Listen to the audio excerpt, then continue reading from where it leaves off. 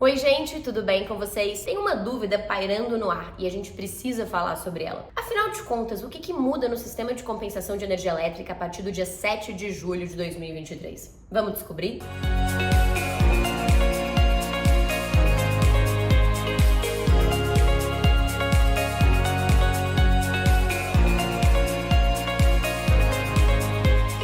E antes da gente começar, eu quero te lembrar que esse vídeo é um oferecimento da Clamper, uma empresa brasileira que é referência na fabricação de DPS, os dispositivos de proteção de sistema que são essenciais para que você consiga assegurar a vida útil da sua usina. E tão importante quanto você ter uma usina que de fato vai sobreviver aí por pelo menos 25 anos com uma boa produção, é assegurar a gestão da energia produzida pela sua usina. Então aproveita que você está por aqui e depois de conferir a página da Clamper, não deixa de conferir também o perfil da Lume, a nossa plataforma de gestão de excedentes e créditos de energia de usinas. Gente, vamos entender então o que está acontecendo nesse cenário. À medida em que a gente caminhou em 2023, eu comecei cada vez com mais frequência a receber as seguintes perguntas de vocês. Bárbara, muda alguma coisa no sistema de compensação a partir do dia 7 de julho de 2023? Ou então, houve uma prorrogação do prazo para que eu consiga desenvolver a minha usina, não pagando ou não tendo que remunerar o fio B, né, que é a componente tarifária responsável?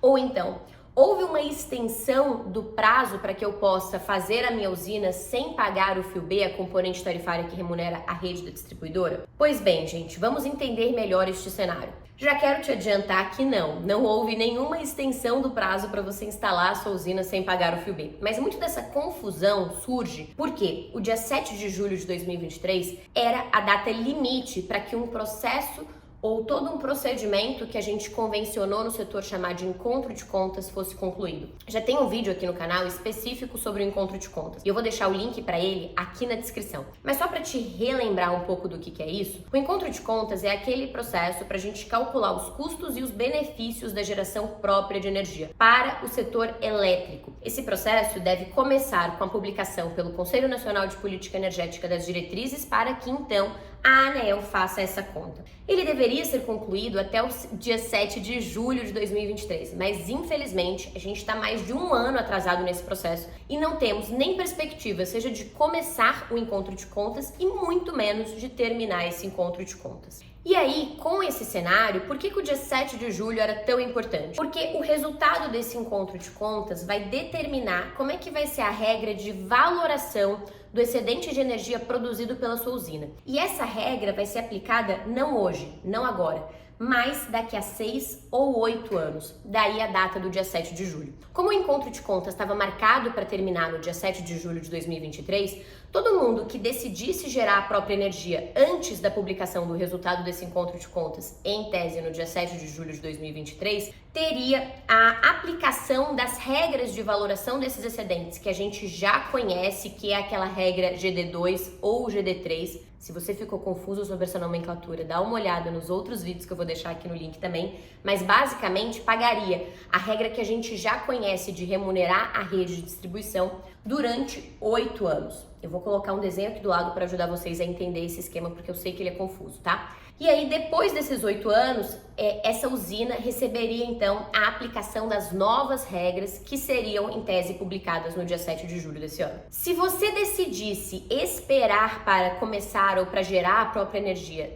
para depois da publicação do resultado desse encontro de contas, portanto, a partir do dia 7 de julho de 2023, você ficaria enquadrado nas regras da GD2 ou da GD3, não por 8 anos, mas sim por 6 anos, um período um pouco menor. E depois desses 6 anos, você receberia, então, a aplicação das novas regras que você já conheceria. O dia 7 de julho, ele era um divisor de águas, então, por quê? Porque todo mundo que começou ou que decidiu gerar a própria energia depois do dia 7 de janeiro, né, que foi quando a gente mudou a chave do direito adquirido, mas antes dele, tomaria essa decisão sem conhecer a regra definitiva, que é essa regra que seria aplicada lá na frente, daqui a 8 anos. Exatamente por não conhecer essa regra definitiva, por só conhecer a regra trazida pela 14300, este consumidor teria um período de transição de 8 anos com a aplicação das regras da GD2 ou da GD3. Portanto, o pagamento, por exemplo, na GD2, de maneira gradativa e escalonada da componente tarifária que a gente chama de fio B.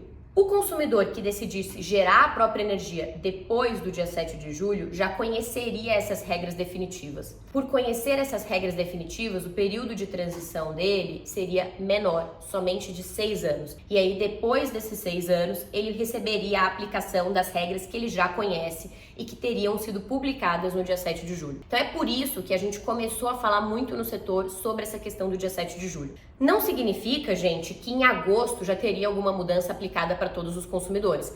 E nem significa que quem decidir gerar a própria energia até antes do dia 7 de julho não vai pagar fio B. Não, essa pessoa vai pagar, mas ela vai pagar pela regra que a gente já conhece, que é a regra que está sendo aplicada para todos os projetos protocolados depois do dia 7 de janeiro de 2023. Contudo, infelizmente, nós não tivemos avanço, como eu já comentei aqui, nesse processo do encontro de contas. Então, estamos muito atrasados nisso. O CNPE não publicou as diretrizes. Sem as diretrizes, a ANEEL não pode começar publicamente o processo de fazer essa valoração. E aí, então, mais uma vez, infelizmente, o setor fica no escuro mesmo com relação a qual vai ser o resultado desse processo, mas também se o dia 7 de julho era tão importante para eu conhecer essa perspectiva futura e se a partir dele todo mundo que decidisse protocolar a sua usina, fazer o protocolo do seu orçamento de conexão teria um período de transição menor de 6 anos ao invés de 8, dado que o encontro de contas não foi publicado, não será publicado também até o dia 7 de julho, como é que vai ficar o consumidor